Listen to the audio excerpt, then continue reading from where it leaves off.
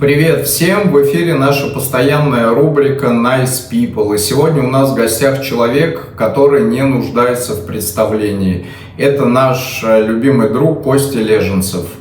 Костя – активист, эксперт в области снижения вреда и наркополитики из Украины. И сегодня мы хотим поговорить с ним о том, что происходит с украинской наркополитикой и сообществом людей, употребляющих наркотики в Украине в условиях войны. Костя, привет! Приветствую, Игорь, приветствую, Саша. Здравствуйте, друзья. Очень рад с вами опять быть. Кость, мы давно не виделись, а расскажи, пожалуйста, чем ты занимался до начала войны в Украине? Собственно, занимался я тем же, чем я занимался последние 20 лет. То есть это такой симбиоз, скажем, работы в доступе к сервисам, к лечению прежде всего, и мониторингом наркосцены и приведением в соответствие тех сервисов, которые есть, той ситуации, которая существует. Именно последние 2 года я очень занимался изучением тех тенденций и тех вызовов, которые перед нами ставят новая стимуляторная сцена, новые психоактивные вещества. И я работал непосредственно в Одессе, мне был дан такой очень хороший шанс от организации «Эра милосердия» сделать низкопороговый центр именно для людей, употребляющих новые психоактивные вещества, то есть соли. Вот те самые страшные солевые наркоманы. И что же мы можем сделать? И, в принципе, я считаю, что много удалось для того, чтобы изучить этот вопрос. 24 февраля 2022 года – это день, когда началась война в Украине. Где ты был тогда, что почувствовал, что сделал? Я хорошо помню этот день, потому что у моей жены день рождения 23 февраля. Мы праздновали, и в ночь на 24 мы еще праздновали, заснули под утро, но заснуть мне не удалось, я разбудил свою супругу. Я, как сейчас помню, у меня кот Сфинкс, и они очень реагируют на звуковые волны, на внешние раздражители такие тревожные, и он, конечно, начал очень сильно себя вести, и что мне понравилось, он взял свою любимую игрушку и полез в переноску. И мы поняли, что нам пора собираться. Было такое желание, конечно, собрать чемоданы, не поддавшись панике, но паника была. Была паника в воздухе, была паника на мостах. Я как-то вспомнил все свои, знаете, прошлые вот эти все дела с «Врачами без границ», работа в лагерях беженцев, наблюдение вот этих людей. И я помню, я оглянулся в зеркало, увидел свое лицо, и я понял, что я вот клиент себя того. То есть я беженец. Я сейчас беру, хватаю вещи, и мне надо максимально не поддаваться панике. И нам многое удалось. Многое удалось.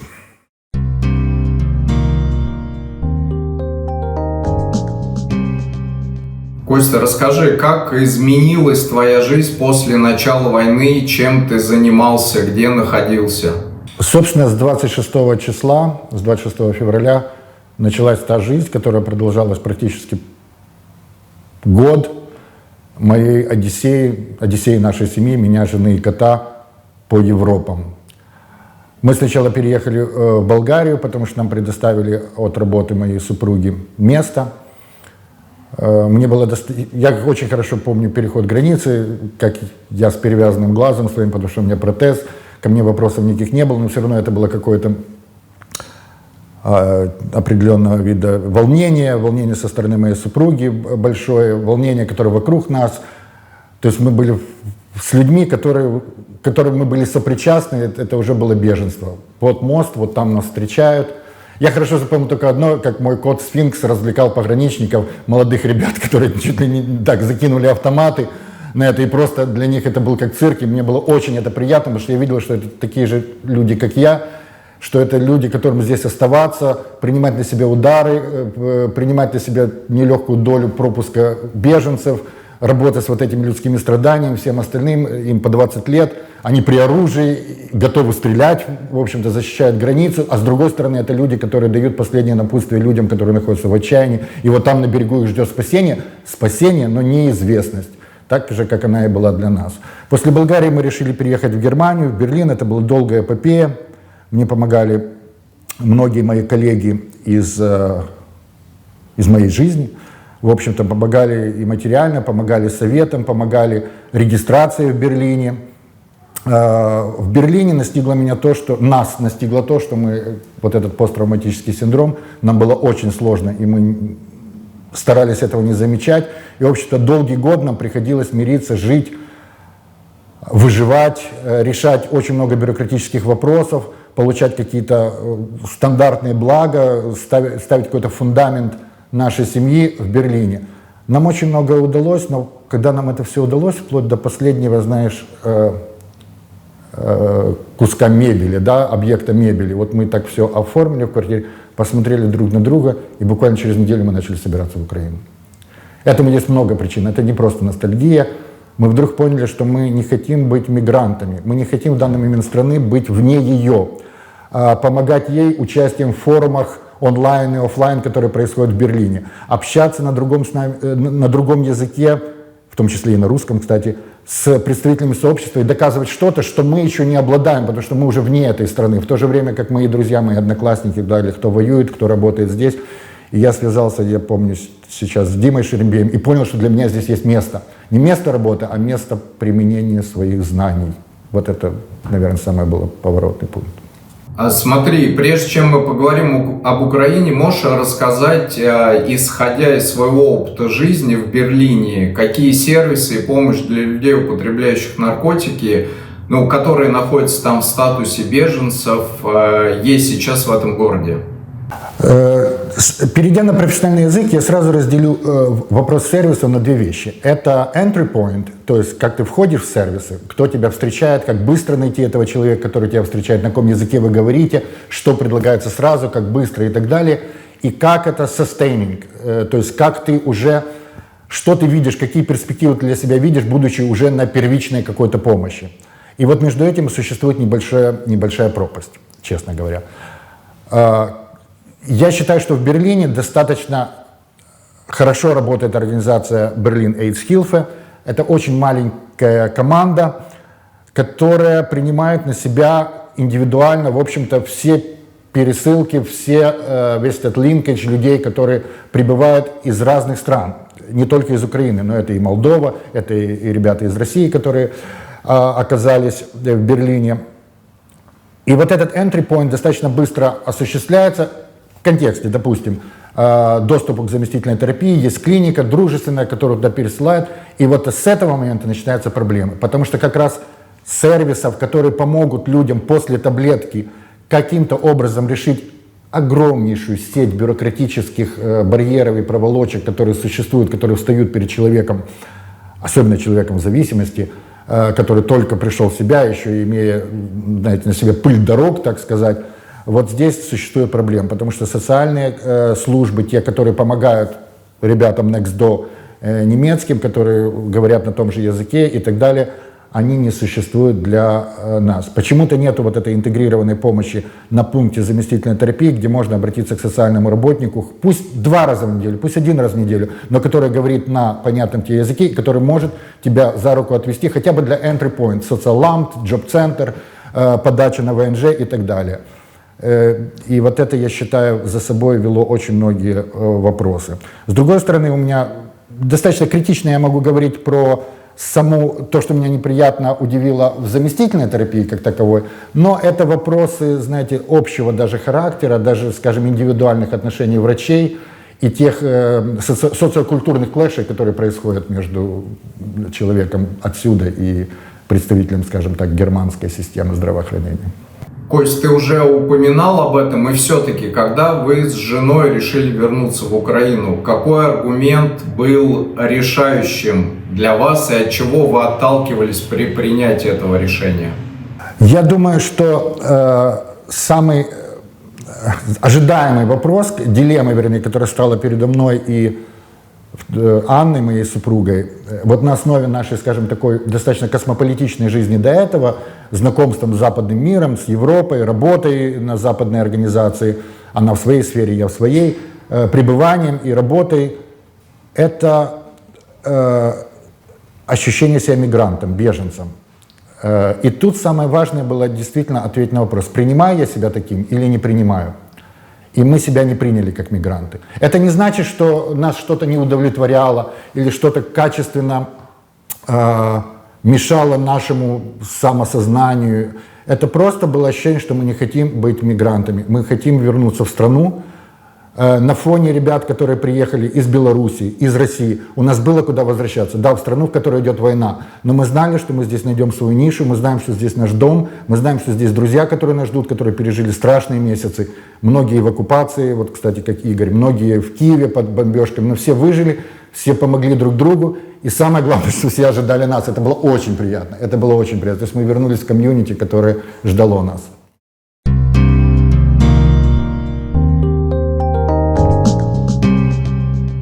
Жить в сообществе людей, употребляющих наркотики во время войны в Украине. Давай об этом поговорим сейчас. Как она изменилась? Что стало важным? Что произошло с сообществом? Какой ты ее видишь сейчас? Сейчас я скажу очень субъективное наблюдение в течение последних 2 месяцев, потому что я вернулся, будем считать, в конце июля. Конечно же, погрузился в жизнь сообщества и потребителей сервисов и потребителей, собственно, наркосцены. Что я отметил важно? Я не отметил изменения в наркосцене как такового сильного. То есть доступ, особенно онлайновый доступ, укрепился. Меньше стало фрода, да, меньше стало кидалова, так сказать, больше профессиональных сайтов. Само общение, честно говоря, даже на онлайн вот этих сервисах, оно такое более дружественное. Оно располагает, знаете, как отражает вообще отношения между нами, украинцами сейчас, да, мы все-таки ходы обійму, да, такой все-таки идет взаимная поддержка людей. То же самое абсолютно я экстраполирую на вот эту область, достаточно теневую, сложную, противоречивую. Вот это меня приятно поразило. Вот. Второй вопрос, и я его не буду обходить, большая востребованность в психоактивных средствах теневого рынка у ребят, которые прибывают на побывку с фронта. Большая потребность, это интерес, это нежелание пить. Люди уже поняли, что такое алкоголизация на посттравматическом синдроме во время визитов в тыл. И есть, конечно, очень большая востребованность. Вот это 2 вещи, которые я заметил, которые, естественно, кардинально отличаются от того, что было до войны. Если брать наркополитику Украины сегодня, что с ней сейчас происходит, на твой взгляд? И есть ли какие-то движения в плане ее изменения? Опять же, анализ за последние 2 месяца, причем уже анализ такой, будем говорить, немножко экспертный, потому что начиная с 1 сентября я окунулся уже в профессиональную деятельность по наркополитике, как консультант организации 100% жизни, 100% життя, департамента адвокации. Первое. Сейчас идет громадское обговорение, или по-нашему обсуждение с гражданским сектором стратегии страны по наркотикам на 2023-2030 годы. Стратегия была вывешена, и идет очень активный интерес со стороны национальных партнеров, что мне очень нравится. Идет резкое неприятие, когда изолируют определенный сектор гражданский от этого обсуждения. В итоге мы будем иметь документ, за которым сразу надо начинать рабочий план. Для себя я вижу 3 момента, которые надо очень использовать. Это первый, пересмотр таблицы граничных дозировок. И я уверен, что это можно сделать. И переведение, и принятие в дальнейшем наилучшей модели. Я бы взял португальскую модель. Не мудствуя лукаво. Вот это самое важное, что мы научились делать в военной ситуации. Не мудствовать лукаво, принимать то, что есть. Знаете, самому навчайтесь, чужого не цурайтесь, как говорит Тарас Григорьевич. То есть мы берем модель, мы доказываем, что она работает. Мы очень быстро, как украинцы, кстати, мобилизируем международных экспертов. То есть написал, что ты с Украины, товарищу из Министерства Португалии или из Университета Торонто, и все, тебе ответ. Это дает нам очень хорошую экспертную базу, политическую базу даже, изменить вот такой вот краеугольный камень. Граничные. Следующее, второе, которое я вижу для себя приоритет, это мы можем очень хорошо использовать необходимость современных методов лечения посттравматического синдрома и вообще восстановления ментального здоровья, ожидая огромный потребность в них людей, которые возвращаются с фронта, и людей, которые возвращаются с территорий, и детей, и женщин, пострадавших от насилия и так далее. Современные методы, имеется сейчас доказательная полная база, мы не избежим участия психоактивных веществ. Этого не надо бояться, это стандарты, принятые международными организациями, и мы сейчас должны в течение месяцев подготовить всю регуляторную базу, от клинических руководств до регистрации препаратов или разрешения на ввоз препаратов, плюс баланс с так называемой системой наркополитики. И здесь очень хорошо, что нашим прекрасным другом, партнерам мы переводим этот дискурс между полицией и медиками в дискурс Министерства обороны. То есть вот этот прекрасный, профессиональный, экспертный орган, который нас сейчас защищает и обеспечивает нашу сейчас беседу здесь с вами, он на нашей стороне. Он может сказать свое веское слово. Они короли. Very good. И вот эти вещи, которые мы можем использовать в ближайшие несколько месяцев. Давай еще раз про оценку твоей ситуации. Как, на твой взгляд, общество относится сейчас к людям, употребляющим наркотики, когда идет война? Изменилось ли это отношение, или оно по-прежнему негативное, как было до войны? То есть, как ты думаешь, стигмы и дискриминации стало больше или меньше? Очень сильно изменилось отношение, и я это испытал на себе, в положительную сторону от людей, которые, скажем, придерживаются правых взглядов, которые придерживались определенных своих взглядов на наркополитику, на лечение, на употребление, которые в первую очередь, зачастую, это я говорю про людей самих, наносили вред самим себе, отрицая свое употребление в силу своих идеологических подачи себя, имиджа и так далее, как, скажем так, человека правых взглядов, человека антиконтркультурной направленности, скажем. Вот эти люди очень изменили свое отношение, они воевали плеч-о-плеч с людьми в зависимости, очень многие. Они научились принимать этих людей, они научились уважать этих людей, они поняли, что препарат, который человек принимает, если мы говорим о заместительной терапии, или порошок, который человек принимает, если мы просто говорим о необходимости выживать в каких-то условиях с тем, с чем ты жил всю свою жизнь. И они увидели в этих людях, наверное, те самые лучшие черты, которые воспитала в людях репрессивная наркополитика. То есть поддержка друга, противопоставление себя, скажем так, сейчас скажу, репрессивной, дикой силе, на которая шла на них. То есть вот это, наверное, помогло вызвать то уважение, и какие-то вещи изменились. А если мы говорим о общем культурном фоне в Киеве, вы едете в метро, видите сдай закладчика и так далее, и так далее. Это очень неприятно видеть. Человек идет в троллейбусе и говорит, вчера потерял паспорт, наверное, какой-то торчок подобрал. То есть вот такие вот вещи, они идут от людей, которые как-то не столкнулись с проблемой. Это очень заметно. Люди, для которых жизнь идет вот таким же образом, и люди, которые в силу очень многих причин пострадали. У кого на фронте, друзья, у кого разбомбила квартиру, у кого еще что-то, у кого кто принимает родичей из Херсона и так далее. То есть вот такие вот вещи очень бросаются в глаза. Ты сказал вот сейчас про португальскую модель наркополитики. Можешь поподробнее рассказать, как ты видишь ее, так скажем, перенос в Украину? И как это должно поменять наркополитику страны?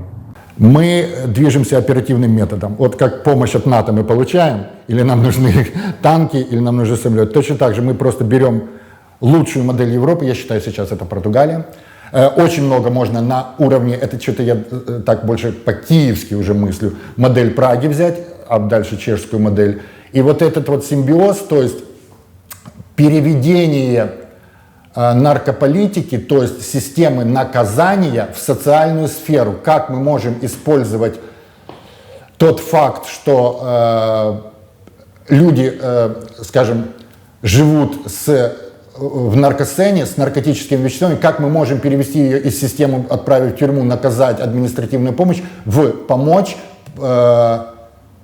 использовать правильные ресурсы, освободить нагрузку на систему здравоохранения и на пенитенциарную систему. Вот так вот.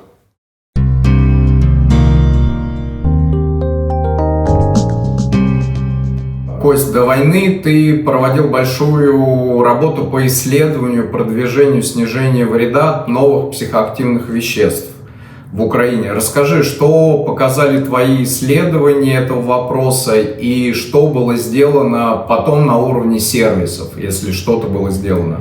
Ой, хороший вопрос. Вот действительно, это как на год я выпал из жизни, а до этого вот 2 года моя жизнь была посвящена вот новым психоактивным веществам, буду говорить даже соли, просто это общее понятие. Вот. Первое мое самое направление было изучить, что же это, как оно происходит и какие есть тенденции. Я изучил два паттерна. Первое – это, собственно, среднеклассовое потребление и получение его онлайн-средствами, получение онного наркотика. Второе – это инъекционное потребление и те изменения, которые произошли в опиатной, маргинальной уличной сфере инъекционных потребителей, обычно немного более старше, которые ребята возраста, с большим опытом употребления инъекционного, и что же их привлекает в инъекционном потреблении именно солей. И там очень интересные факторы, там не просто факторы психологические или, скажем, социальные, почему shift произошел, такое изменение в сторону солей, там экономические факторы, например, чек метадона стоит 400 гривен, а соль можно купить за 120. Вот и все, будем так жить, будем его колоть и так далее.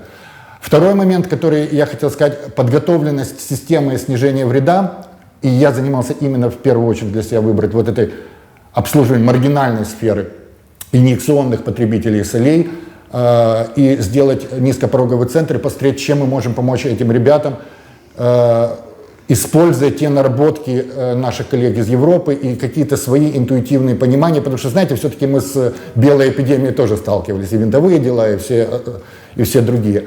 И, как оказалось, работают обычные принципы вот, обеспечения покоя, обеспечения правильного подхода и консультирования человеку, дать человеку просто, я говорю просто практически, дать человеку место, где сесть, согреться, получить стакан чая и просто успокоиться, остановить свой бег. И это работает. И это работает. Это пока еще без препаратов, которые без сопровождения стационарного лечения, но и без вязки, битья и просто поднимания руки вверх и говорить, с этими людьми невозможно ничего делать. Можно все делать. Можно все делать.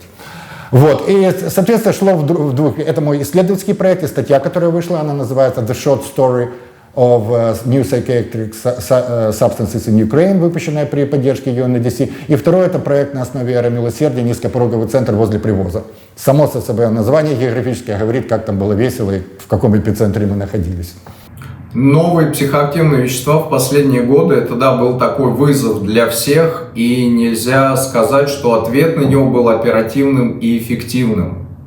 На твой взгляд, в условиях продолжающейся войны, какие вызовы еще будут? И как система оказания помощи в рамках концепции снижения вреда может на них ответить?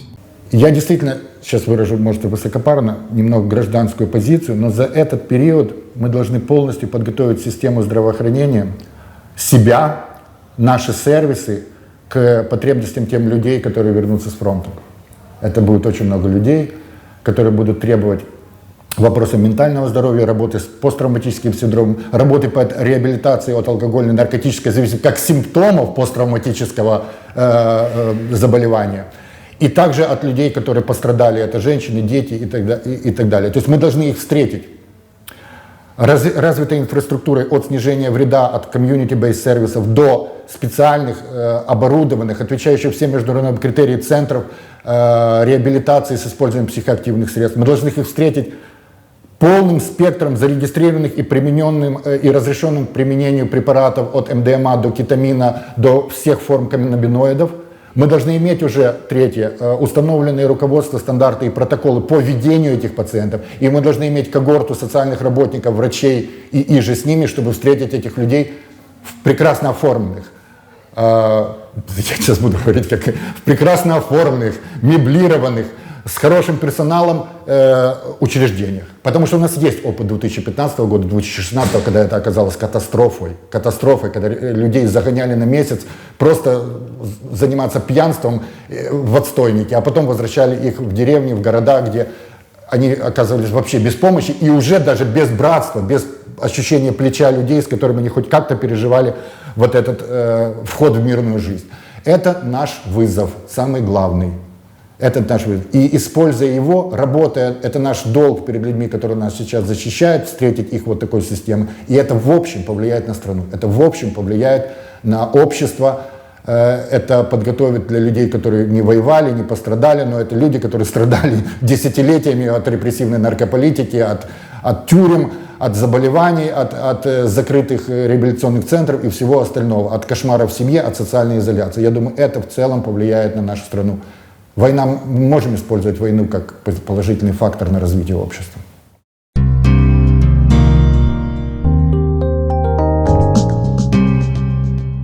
Кость, у нас есть традиционный вопрос, который мы задаем всем нашим гостям. Расскажи про свою личную профессиональную мечту, если это не секрет. Моя личная мечта, знаете, я счастлив, она уже начинает осуществляться. То есть за последние 5 лет я очень хотел вернуться от вот этого космополитичного, независимого образа жизни международного консультанта, скажем так, свободного охотника, который чреват очень важным для человека, такого как я, негативным эффектом. Ты не понимаешь и не видишь результатов своей деятельности. Ты отправляешь тонны текста и превращаешься в профессионального бумагоморателя. Ты оцениваешь некоторые проекты, в которых ты хочешь остаться и доделать их, но ты связан, и ты, в общем-то, не пришей кобыле хвост здесь. И вот сейчас у меня есть такая возможность, я вернулся на платформу организации, которую я очень люблю, это 100% жизни, в команду, которую я очень люблю, в которой многие люди мои старые коллеги, а некоторые мои бывшие студенты в какой-то мере даже, на которых моя скромная личность повлияла в какой-то мере. И сейчас я занимаюсь тем, что я очень хотел, то есть это прикладное искусство. Я могу путем своей харизмы, своих знаний, своих ораторских данных и той системы экспертов, которая у меня есть, моих коллег за рубежом и так далее, превратить это во что-то прикладное. Как то стандарты лечения, как то модельные проекты сервисов, как то воспитание новых поколений социальных работников, врачей и в первую очередь сниженцев вреда, потому что в силу очень многих причин я могу отвечать за такую собственную, я сейчас выражу, уникальность. У меня есть экспертное значение, у меня есть вес в каких-то академических кругах, при этом я человек, который провел 3 года на наркосцене. Вот той современной самой. Даже в силу своего возраста я могу сейчас считать себя ветераном танцпола. Вот, наверное, такие вот вещи меня очень радуют. Кость, спасибо огромное тебе за разговор. Желаем тебе, чтобы твое прикладное искусство реализовалось и имело успех. И до новых встреч. Ой, большое спасибо вам за внимание. Вот глядя на людей, которые у меня берут интервью и которые снимают меня сейчас, стоят за этим прекрасным аппаратом с наушниками, я знаю, что это дойдет до моих друзей, моей аудитории. То есть я заочно уже вижу лица этих людей. Я надеюсь, что то, что я сказал, обрадует их и в отношении моей собственной жизни, и в отношении тех планов, которые я вижу перед собой. Большое вам спасибо, ребята.